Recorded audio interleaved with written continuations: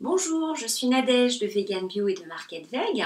Je vous propose aujourd'hui de réaliser des pizzas crues. Alors, comme base de pizza, nous allons utiliser les wraps de Version Crue. Donc, Version Crue, c'est une entreprise française qui s'est lancée dans la fabrication de wraps absolument délicieux. Et je le dis vraiment parce que je le pense. J'en ai essayé depuis 12 ans énormément de variétés, essentiellement à l'étranger, puisqu'en France, nous n'avons pas la chance d'avoir des fabricants de wraps jusqu'à Version Crue. Je peux vous dire que ce sont parmi les meilleurs, si ce n'est pas les meilleurs. Franchement, ils sont vraiment exceptionnels. Donc vous avez pour l'instant deux recettes, carottes curry et épinards cumin. Alors normalement, ils sont destinés à faire plutôt des sandwichs, vous voyez, roulés comme ceci, vous les garnissez. Mais moi, j'ai pensé qu'on pouvait très bien en faire une base de pizza. Alors, vous me direz, ah oui, mais la pâte est souple. Écoutez, dans les pizzas classiques avec une pâte à pain, les très bonnes pizzerias, la pâte, elle est normalement encore molle parce qu'elle est hyper fine et qu'il y a de la garniture dessus.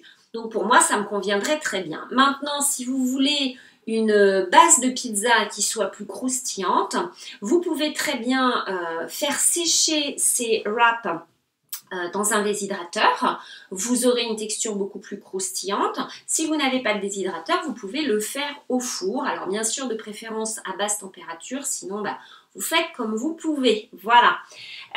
Vous pouvez les passer au déshydrateur aussi bien avant et vous garnissez votre wrap qui va devenir une pizza donc après, ou vous passez le wrap garni au déshydrateur ou au four, comme ça vous avez toute votre garniture qui est chaude aussi, enfin chaude, pas brûlante. Si vous voulez garder tous les nutriments, il faut que ce soit à peu près à 45 degrés idéalement, sachant que de toute façon on ne va pas manger à beaucoup plus chaud que 45 degrés, on ne va pas se brûler en mangeant. Donc voilà.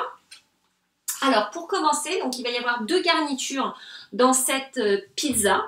Je vais faire d'abord un fromage et puis végétal bien sûr, et après je vais faire un pesto. Et puis je vais la garnir après avec des rondelles de tomates, mais bon, libre à vous de la garnir avec ce que vous voulez. Donc pour faire ce fromage, je vais utiliser des graines de tournesol. Souvent on utilise des noix de cajou parce que c'est bien gras, le goût est très neutre. Les noix de cajou, c'est pas l'idéal au niveau santé parce qu'elles contiennent des mycotoxines. C'est ce qui est d'ailleurs, enfin c'est parmi les oléagineux que l'Institut Hippocrate et le Dr Cousins au Tree of Life donc déconseillent le plus de consommer, particulièrement si vous avez des problèmes de candidose. Maintenant, si c'est consommé de temps en temps, pas de souci, puis c'est à vous de voir si vous les digérez ou pas. Au niveau digestion, d'ailleurs, moi j'ai pu remarquer que les noix de cajou, c'était celles que je digérais le moins bien de tous les oléagineux et les graines. Les graines de tournesol, ce sont donc des graines et non pas des oléagineux. Et les graines sont souvent mieux digérées par les gens qui ont des problèmes avec les graisses. Donc voilà, ça, vous pouvez très bien utiliser des graines de tournesol qui ont un goût aussi relativement neutre quand elles ne sont pas grillées et salées, ce qui est le cas ici. Donc pour cette recette, vous avez besoin de 125 g de graines de tournesol, décortiquées, non grillées, non salées. Elles sont activées là du fait du trempage, donc trempées pendant 12 heures, c'est l'idéal. Vous les rincez bien et vous les versez dans votre blender. Alors cette recette pourrait très bien être faite dans un tout petit blender comme le BioChef que vous ne voyez peut-être pas, qui est là, qui a des petits bols de mixage, et donc quand c'est pour des petites quantités, il convient très bien. Donc la recette est très simple. Vous avez besoin donc juste de graines de tournesol, de 125 ml d'eau, de sel. Alors le sel, vous pourrez l'ajouter, ajuster une fois que ce sera mixé. Ensuite, je vais rajouter de la levure alimentaire. Alors, la levure alimentaire que l'on trouve habituellement, c'est de la levure maltée, donc qui contient du gluten. Celle-ci ne contient pas du tout de gluten. En plus, elle est non active, donc elle est tout à fait compatible si vous avez le candida, par exemple. Elle ne va pas empirer votre situation du tout. Celle-ci est enrichie en B12, donc plutôt intéressant. Et elle a vraiment une odeur un petit peu de fromage très agréable. Donc je vais rajouter 2 cuillères à soupe de levure maltée, sans gluten et enrichie en B12. Ensuite, il faut pour faire un goût de fromage, il faut ajouter de l'acidité. Donc, vous pouvez ajouter du jus de citron. Moi, je trouve que dans le fromage, le vinaigre de cidre est plutôt pas mal. Donc, un vinaigre de cidre de préférence cru, donc non pasteurisé et bio, bien sûr.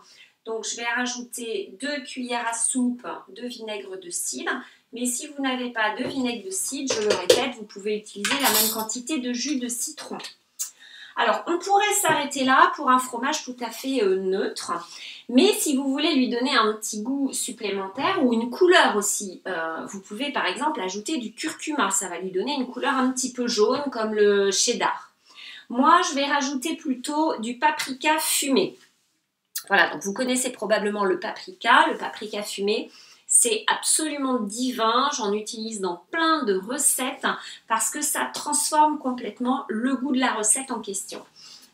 Voilà, donc je vais rajouter une bonne pincée de paprika fumé, j'ai mis le sel et l'eau et donc je vais mixer jusqu'à consistance complètement lisse, en tout cas le plus lisse possible.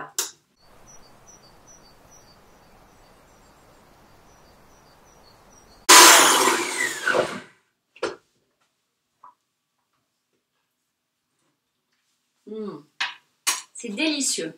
Alors ça peut vous servir pour faire plein de choses, un peu comme un cream cheese. Vous savez, le fromage un petit peu à tartiner. Donc à partir de là, moi là j'ai mis du paprika. Vous pourriez soit laisser le paprika et ajouter des herbes par exemple, soit ne pas mettre le paprika et mettre de la ciboulette, du persil, de l'ail, pourquoi pas. Là moi je vais les laisser comme ça nature pour aller sur ma pizza. Donc voilà ce que ça donne. Je ne sais pas si vous allez bien voir avec la lumière. Un fromage presque blanc. Il n'est pas blanc immaculé, mais presque blanc. Voilà. Hyper lisse, vraiment délicieux. Donc là, c'est ma base. Maintenant, je vais faire mon pesto. Pour cette recette, je vais faire un pesto de basilic, fan de radis et roquette. Voilà, les fans de radis, c'est une excellente verdure qui souvent finit à la poubelle, c'est dommage. Le radis fait partie de la famille des crucifères. Et donc c'est très très riche en antioxydants réputés pour lutter contre le cancer. Alors il faut savoir que les fans des légumes racines, comme le radis, sont beaucoup plus riches en nutriments que le légume en lui-même, c'est-à-dire la racine. Donc c'est un petit peu dommage de jeter ces fans.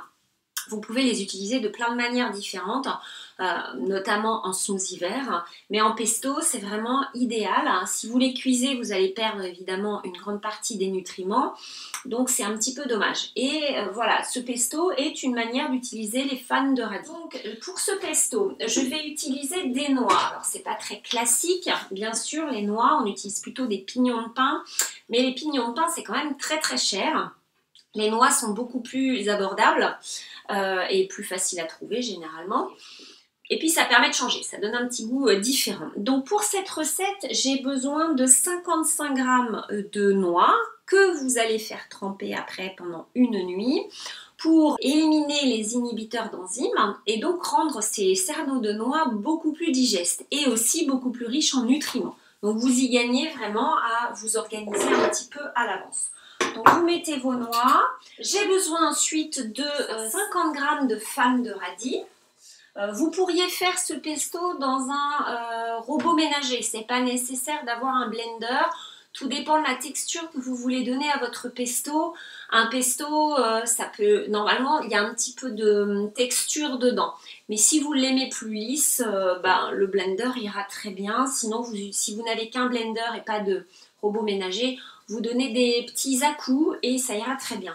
Là, je vais utiliser du basilic. Alors, sur le marché, j'avais trouvé un bouquet mélangé de basilic vert et de basilic pourpre. Mais par rapport au vert, c'est un petit peu différent. Il existe énormément de variétés de basilic. Vous avez le basilic cannelle notamment, qui a vraiment un goût de basilic, mais aussi beaucoup de cannelle. Vous avez le basilic, je crois, citron, donc a aussi un fort goût de citron, le basilic thaï. Énormément de variétés de basilic et donc vous pouvez comme ça donner des goûts un petit peu différents à vos préparations, notamment au pesto. Voilà, le basilic c'est très bon aussi pour la digestion. 35 g de basilic, là j'ai besoin de 12 g de roquette, j'ai besoin de gousses d'ail, bien évidemment, le pesto contient de l'ail. Alors, je ne suis pas une grande fan de l'ail parce que je ne digère pas bien, quelle que soit la préparation, sauf quand il est cru. Donc là, je ne vais mettre qu'une grosse gousse d'ail, mais vous pouvez aller jusqu'à 2-3 gousses d'ail si vous aimez l'ail.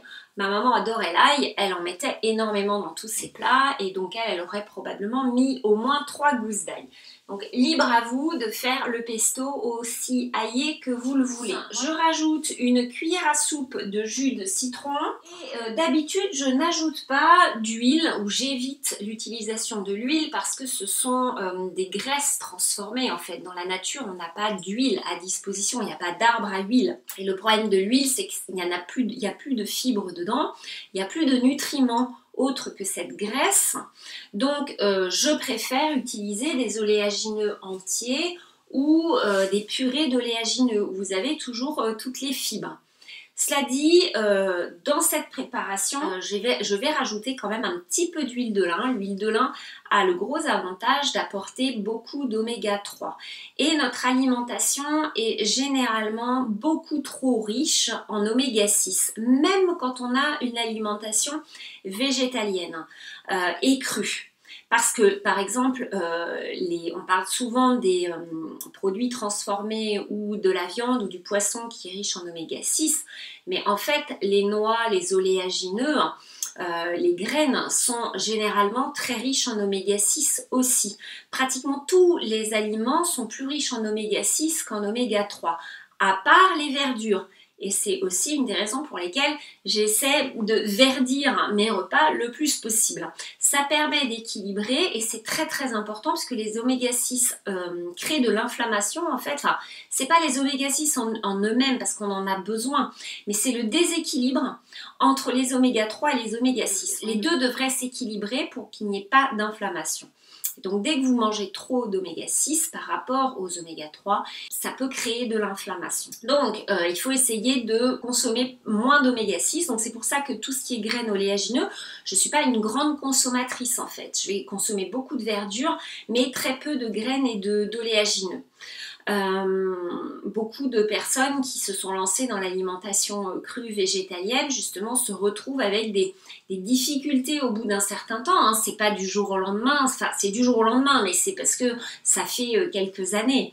Donc c'est un tout et puis après on est tous différents aussi, donc, mais il faut faire attention à ça. Je reviens à mes graines de lin. Les graines de lin sont une des rares graines à contenir plus d'oméga 3 que d'oméga 6. Sous forme d'huile, c'est intéressant parce que le lin, honnêtement, moi je suis pas une fan des graines de lin. Je trouve ça assez désagréable. Il faut absolument qu'elles soient moulues pour être digérées. Si vous les mangez entières, elles vont sortir comme elles sont rentrées. Leur coque est beaucoup trop dure pour être digérée. Sinon, vous pouvez prendre de l'huile de lin. Donc, c'est une des rares huiles éventuellement qui serait conseillée à consommer. Mais là, je ne vais pas en mettre beaucoup. Hein. Je vais juste en mettre une cuillère à café.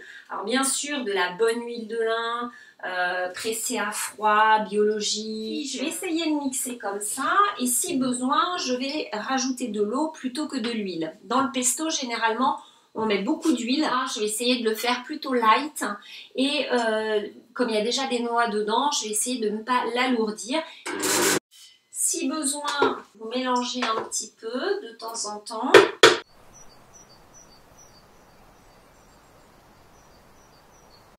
Bien sûr, je vais rajouter du sel. C'est du bon sel de bonne qualité, soit du sel rose, soit du sel de mer non raffiné. Voyez. On sent bien la roquette, mais on sent aussi le basilic. C'est vraiment très agréable. Là, on va passer à la réalisation de ma pizza. Alors, voilà donc mes 2 wraps. Je vais faire 2 pizzas. Je prends un petit peu de mon fromage végétal. Je vais en étaler donc une fine couche. Ça reste quand même des graisses, hein, quand même. Alors, riche en protéines, bien sûr. Voilà, c'est vraiment un repas un peu gourmand. Alors, vous pouvez très bien, après, rouler ce wrap, hein, si vous ne le voulez pas en pizza.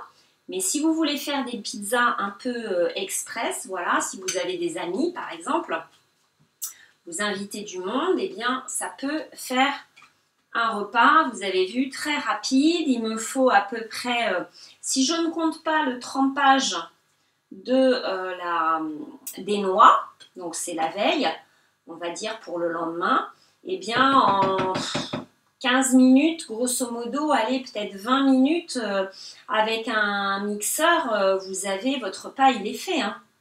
C'est vraiment très, très, très, très rapide à faire. Donc voilà, ça c'est mon fromage. Et je vais mettre un petit peu de mon pesto. Donc, je ne vais pas en mettre, voilà, je vais en mettre un peu moins que le fromage parce que ça reste quand même le pesto un peu fort. Alors, si vous avez une âme comme artiste, vous pourriez faire une plus belle présentation que moi. Moi, je ne suis pas du tout douée pour les présentations culinaires. Donc, je fais ça vraiment au plus simple pour moi. Voilà, mais il y a certainement des manières de faire beaucoup plus jolies. Voilà, et puis pour cette pizza, je vais utiliser de la cœur de bœuf. Parce que la cœur de bœuf, ça a beaucoup plus de chair. Voilà, c'est une tomate qui est bien en chair, qui n'a pas beaucoup de jus. Et donc pour ce genre de préparation, je trouve ça beaucoup mieux. Donc je vais mettre, alors, je vais peut-être la couper, ce sera plus joli. Et un troisième. Et voilà, voilà mes pizzas. Je vais rajouter quelques olives. Alors, des olives noires, ce serait mieux, mais je n'en ai plus.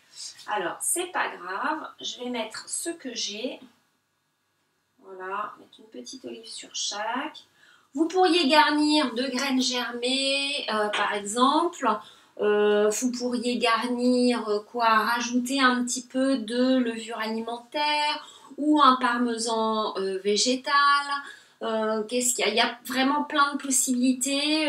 Pourquoi pas des flocons d'algues? Bon, ça donnera un petit goût aussi. Mais voilà, vous pouvez déjà faire comme ça et vous avez une délicieuse pizza. Oups, ça ne tient pas. Que vous accompagnerez, si possible, d'une belle salade verte. Alors, vous avez déjà un petit peu de verdure dedans, mais ce serait bien d'avoir une grande salade verte variée à côté. Voilà, je vous souhaite un bon appétit et je vous dis à très bientôt. Au revoir.